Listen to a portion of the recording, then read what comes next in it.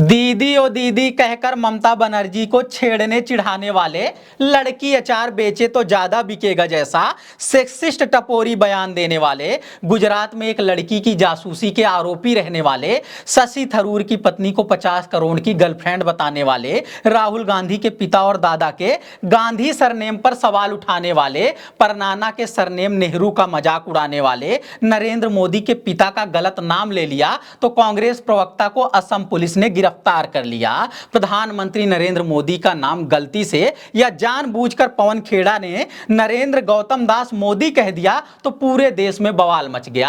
आरोप लगा कि अडानी को प्रधानमंत्री मोदी का बाप बताया जा रहा है। सफाई दी गई कि नहीं बस गौतम अडानी का दास बताया जा रहा है, क्योंकि प्रधानमंत्री मोदी के पिताजी का नाम दामोदर दास है, इसलिए सारा कंफ्यूजन हो रहा है कि दामोदर की जगह गौतम का नाम लिया जा रहा है या सिर्फ दास शब्द पर फोकस किया जा रहा है। वैसे दास का मतलब होता है गुलाम, जो नहीं टाल पाता है अपने मालिक की कोई बात। तो पीएम मोदी को ही स्पष्ट कर देना चाहिए कि उनके बारे में जो कहा जा रहा है सही कहा जा रहा है या गलत कहा जा रहा है। खुद को बता रहे थे प्रधान सेवक यानी जनता का सेवक, मगर तमाम रिपोर्ट देखें तो कुछ और ही खुलासा हो रहा है। प्रधानमंत्री अगर प्रधान सेवक हैं तो एक ही व्यक्ति क्यों प्रधान हुआ जा रहा है? वैसे बिना मतलब की बहस में उलझ रहे हैं मीडिया और पक्ष विपक्ष के लोग। असल सवाल यह है कि अडानी को सब कुछ क्यों सौंप दिया जा रहा है? झूठ, फ्रॉड विज्ञापन और साठगांठ पर खड़ा है जो अडानी का पूरा साम्राज्य, उसके पतन का क्यों इतना बचाव किया जा रहा है?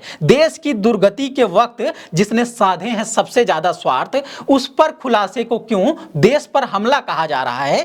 कांग्रेस के प्रवक्ता क्या कह रहे हैं उनकी बात छोड़कर प्रधानमंत्री मोदी को पूरे देश के सामने सच बोल देना चाहिए कि अडानी के साथ उनका क्या और कैसा रिलेशनशिप चल रहा है। लोग तरह तरह की बातें बना रहे हैं, रिश्ते के बारे में अफवाह उड़ा रहे हैं। कोई कह रहा है मालिक मोदी हैं, अडानी तो उनके गोदी सेठ हैं। कोई कह रहा है अडानी मालिक हैं, मोदी उनके सेवक मात्र हैं। कोई कह रहा है दोस्त यार और मित्र वाला रिश्ता है, और कोई कह रहा है इनकी साठगांठ क्रोनी कैपिटलिज्म की मिसाल है। समझ नहीं आ रहा है ये सब क्या चल रहा है। बस इतना जान लीजिए कि लाखों करोड़ की लूट हुई है, दुनिया भर में हंगामा मचा है और देश में बिल्कुल मजाक चल रहा है। नमस्कार, मैं समर राज बोलता हिंदुस्तान में आपका स्वागत है। एक प्रेस कॉन्फ्रेंस के दौरान प्रधानमंत्री का पूरा नाम नरेंद्र दामोदर दास मोदी के बजाय नरेंद्र गौतम दास मोदी कहने की वजह से पूरे देश में बवाल मच चुका है। हालांकि बहुत दिनों बाद कांग्रेस अपना एजेंडा घर घर पहुंचाने में सफल दिख रही है। मीडिया खुद ही दिन रात इस पर चर्चा कर रहा है।